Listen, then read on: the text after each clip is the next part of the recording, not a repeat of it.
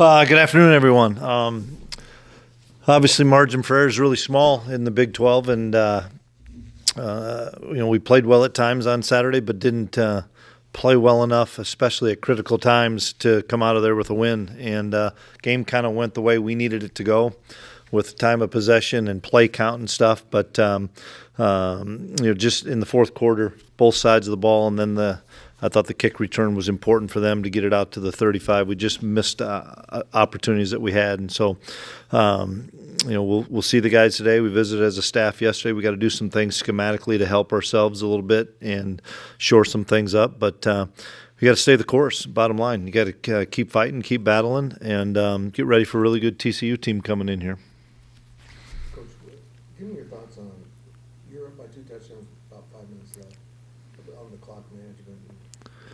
Some of the choices going downfield. Yeah, well, the clock management I don't quite understand from the fact of I don't know when we were up 14 points, but they took 3 plays and took 26 seconds and scored, throwing it to the big kid. So now it's a 1-score game, and that 1-score game, I thought with them going for 2 to go put it at 6 points, we had to make a drive. And in reality, we made that drive. So I'm not I'd do it all over again. And I thought Wells called a really good drive because we moved it down the field. And then we have the turnover that put us down a point. And so there's your 14 points. Overall, defense, maybe some tackling issues, but probably the best performance. Against a really good team, because that's a really good offense with a quarterback that really sees the field well. I thought we did some good things in the second half, and our second quarter wasn't very good on defense. Then we shored some things up at halftime. We didn't match up well with the tight end. Tried to go double him a little bit, which then opened up some other things. It's still, you can't give up 3 explosive plays when we were up 14. That was the difference, in my opinion, in if they got to drive at 6 minutes and score, different story. They take it 3 plays, and we don't have good coverage one time. The kid makes a great play on another one, and then we miss a tackle. So it's still not good enough, and we talked about that yesterday. And then as a staff this morning, we got to do some things to help us out a little bit defensively. What's it like as a defensive coach going from Sawyer Robertson to Josh Boy, we talked about this even dating back to the summer.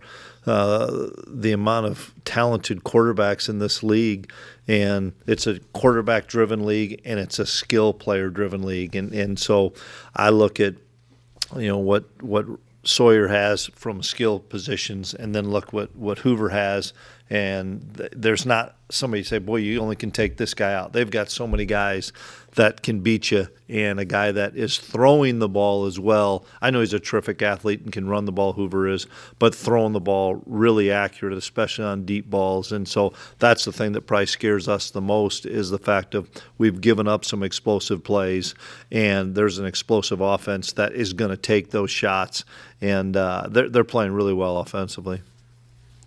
Looking back at all the games, there's been a handful of times at least where you guys have faced 3rd and 6, 3rd and 7, and you come out and throw like 2-yard outs, plays that in hindsight maybe didn't have the best chance to Yep. stick. Steve, what are your thoughts on that? Without a doubt, if you throw those balls, which you're going to have to at times, you have to have the ability to turn your shoulders up, get vertical, make a guy miss, because it's still a matchup game. And in my opinion, we haven't thrown those very well where the guy's got a chance to make a play. We're catching it by the out of bounds marker or between, or making a poor route combination or poor read, whatever you have it. But it's something that we talked about a bunch yesterday with the offense of, some of our underneath mesh stuff, getting the ball towards the sideline and not having the ability to catch it and turn it up. If you can catch it and turn it up, good players are going to make plays, but we haven't put ourselves in good enough position to do that. We've got to be better there. I also want to ask you got Blake back in there for, I don't know exactly how many plays, but 10 or so last week. Yep. Up from the game one. What do you like about what he's doing? He's 220 pounds and gives us another presence in the run game. Makes the defense have to prepare again for two quarterbacks because I thought we did some good things as far as him being in the game with Avery. Avery staying as the lone quarterback, getting Blake out. Blake staying as the lone quarterback. That was a huge play that Blake made on the drive when it was 4th and 2 to get that first down to keep that drive alive. And so maybe taking some hits off of Avery as well, but it gives us another different look that people have to defend. First 4 years here, you guys were 11-10 in one score games. Mm-hmm. Last 3, you're 5-10 now. Yep. Is there anything that you can pinpoint that you think is Got to make plays. drop off? You got to make plays. That's the bottom line. In one-score games, you got opportunities to make plays, and when you make them, you end up winning those games. It's not one thing. It's culmination of a lot of things, and it's not one player. It's offense, defense, and teams. And in this league, you're going to have a bunch of one-score games. That's just the way it is. And last week's an indication that we didn't make those plays. You had sequence for you guys at 1st and goal from the 4. Yeah. So you talked to Wells about some of the play calling there when it came to Yeah. run plays, pass plays, just kind of what this. Yeah, well, I forgot on that first play, we got stuffed for a 2-yard loss. And so to ram it up in there again probably wasn't the right idea. We had a touchdown on the next play. They cut Oakley loose, and we missed a blitz. And we had somebody ID'd to the blitz, and we missed it. If we block that, we have a touchdown. So that's execution. And then I think Matt probably didn't like the 3rd down call that he made. And give them credit, they stopped it. And then when we were at the 4, we needed to kick the field goal. But the first down play was right, and they blitzed it and gave us a 2-yard loss. Probably weren't going to run it into a run blitz again. And then we got a kid wide open for a touchdown, and we miss a pickup on a blitz. So Dylan usage, you said that he was banged up. Yeah. He's been banged up all year. Is that just kind of something you foresee for the rest Yeah, that's a good question. I can't answer that. But he was limited on Saturday, and so we went with Joe Moore because he was limited. And I don't know. We'll find out how it goes this week. But it's kind of the story of what our season's been as far as a running back being limited, a wideout being limited. We haven't seen that full arsenal, and hopefully we will in time, but we haven't seen it yet. And just some of the tackling things. It's kind of a theme that we talked to Joe last week, just kind of something that Yep. he's not been happy with. Just what have you seen throughout this? Yeah, I just in general, it doesn't matter when you're struggling like we are in any phase. We're not blocking well enough on offense. We're not blocking on the perimeter very well on offense. We're missing protections on offense in the blitz. On Avery's pick 6, we missed a protection there. We have that guy picked up. In tackling, it's are you running through the right leverage? And sometimes we're not. And we should be on the outside leg. We're on the inside leg. Getting enough guys to the ball. We've gotten better at that with pursuit. But there's talented kids in this league that have made us look bad a few times in tackling. And like I said, it just comes down to all the questions of in one-score games, you better make the block. You better make the tackle. You better make the play on the ball. You better pick up a pressure. You better, it's a 50-50 ball. We got to come down with some of those. It's a culmination of a lot of things when you get into these one-score games that we're not doing. In the last couple of games, can you describe, pardon me, how you feel about Avery and his game overall, but also the running aspect of it? Yeah, I thought Avery played maybe his best game last week against Baylor. He was on point. I thought he threw the ball really well. Once again, take the one play aside where we don't pick up a pressure, and he wishes he had that play back. But I mean, he threw some strikes. He's running it when we need him to run it. But we're not going to give it to him 15 times a game in design run game. That's why we went to the 2 quarterback stuff. He's the best quarterback for a reason. We're not going to run him 15 times a game. But I thought Avery's playing at a level in the last few weeks good enough for us to win. But it's whether it's complimenting him a little bit more, making some plays on defense, or finishing drives. I know he's frustrated we didn't finish that drive as well to end the game.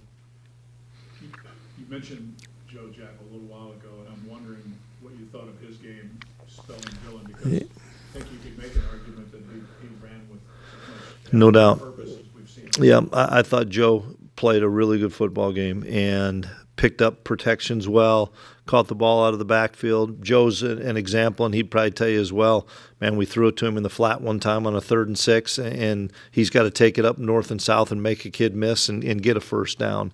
And then there's other times where, man, he stuck it up in there and made some big-time plays for us. And you don't win in this league, you got to have your elite playmakers make plays. I know there's a lot of frustration at 2 and 4, but I would ask you too about the offensive line and just in unison, how do you feel that they performed this weekend? I thought the O-line played well. We rushed well. We had over 500 yards of offense and put up 30-some points, but it wasn't good enough. And I'm sure they would tell you the same thing. We got to find a way to punch it in. When we get 1st and goal down there, we got to find a way to pick up some protections that we missed. We did some good things on offense, did some good things on defense, did some good things on special teams. But when you lose a tight ball game, those things get magnified because you need to make one more play in all those areas. When you beat UCF, it kind of gets glossed over of maybe we weren't as good in an area. It comes down to it's a results-based business, and right now we're not getting the results, and some of that we have to fix as coaches for sure, and I'm in charge of that, and some of that players got to make plays.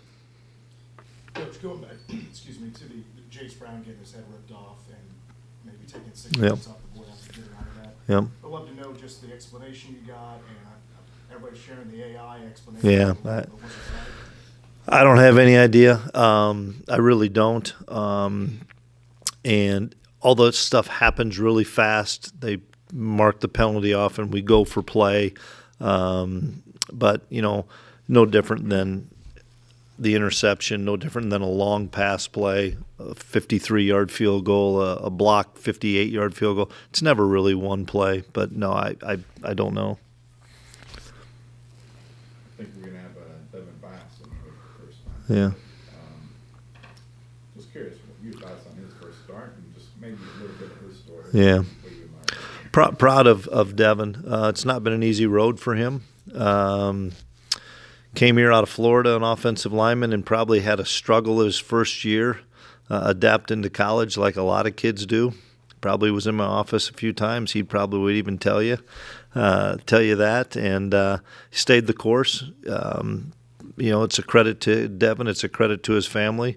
When you're that far away and things aren't going well, the easy thing is to pack up and leave and go try it somewhere else. But that wasn't Devin. And we had a good conversation at the end of this spring.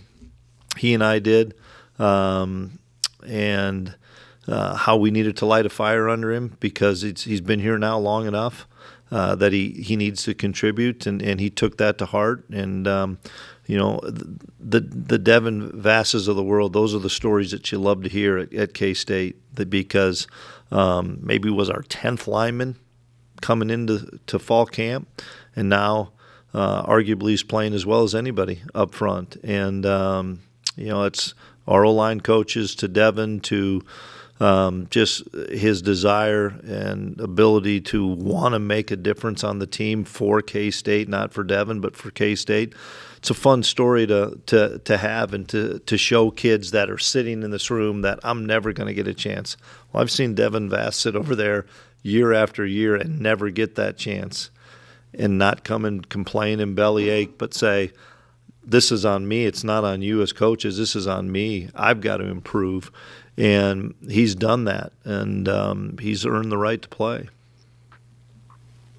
Really, this is, other than the COVID year, the first time we've seen you go through some struggles like head coach, how do you handle that? Is it stressful, or how do you Well, do that? yeah, of course it's stressful, but I'm the leader of this whole thing, and leadership is unifying people. It's not how much we can tear people down, and leadership isn't always sunny and 70. It's a struggle, and I know this: those kids want to win. We've seen the last 2 weeks, all of us, how much we've improved and how we're doing things with more energy, more physicality and stuff. Doesn't guarantee success, but it gives us an opportunity to be successful. And I saw a different road team at Baylor than I saw at Arizona. And that gives me some belief and confidence in we're doing things the right way. Now we've just got to make some final adjustments as coaches and as players to get over the hump. But I've got to be, and I'm going to be the rock for this team. And I'll take all the hits and all the bullets and all the things because that's my job, and I have no problem doing that because if those kids keep laying it on the line, I'll live with the result because I know the result's going to change. I know it's going to continue to get better. But, for me to come in here and be all sulky and, boy, poor us, that isn't getting it done. And I tell the guys all the time, whether we're 11-0, whether we're 8-4, whether we're 2-4, I can't change as a leader of this operation. I can't change so that when these kids are dads and their husbands and they're fighting for their own job in life, if I don't put up a good front, how can I expect those guys to do the same in 10 years and 15 years when adversity is really hard and they're dealing with their family and dealing with a kid that's sick or dealing with something? If I can't deal with this with a positive light, and I'm as mad as anybody is, but it's a friggin' football game. There's a lot of worse things going on in life. And I need to be that face to say, guys, we're going to fight through this and we're going to get through this together because adversity makes cowards of us all. And we're not going to be cowards on this. We're going to face this head on. That was really good. It was. Give me your thoughts on that last field goal. Is that at the edge of his range? Oh, we were out of his range. And I was so mad because I saw the flags that had been limp all day start to blow a little bit. And we knew exactly what they were going to do. They'd done it against. They're two walk-off field goals that they've had, right? That they've gone against, and we knew they were going to put 9 guys on the side and push everybody back, get their hands up. And Luis had to try to drive the ball. There's the only way to get it to 57 or something. His range was about 50 in that, and then the wind picked up, but I didn't think we had enough time to take a chance to throw a quick out. They'd have probably had everybody at the sticks. Anything else? That's good. I got you speechless, Fitz. I was going to ask you on the topic of being the face. I don't know if it matters in general or not, but you've missed a few of your coaches shows this year, and Matt and Van have gone. What's been the thought process behind that and giving them the opportunity and you not being that was scheduled all summer long. That wasn't scheduled because we're 2-4. That's scheduled all summer long. One of the things that is my job as the head coach is to get young assistants to strive to be coordinators. That's why I've elevated some status of David Orloff, Matt Cardula, Sean McGuire, Drew Little to give them titles. One of the things that is also my job is to prepare people to become head coaches. And you don't do it by sitting behind your desk.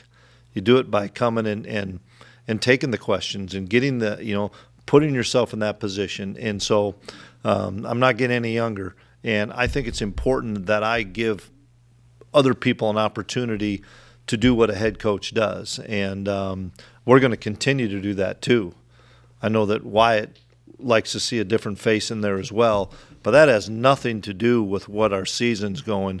You can ask Wyatt. I'll show you the email from the summer where here's the schedule. And it's something that it's important to me to, You know, it's like if I came in here and berated every coach on Sunday morning after that game, what am I teaching and telling all these student coaches and GAs? That's how a leader should react over a loss.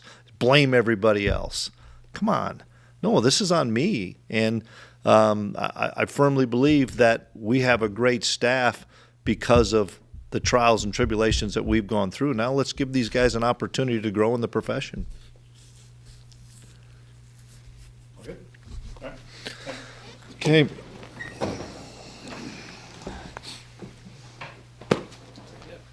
Chris, I did want to ask you when I saw it, they do the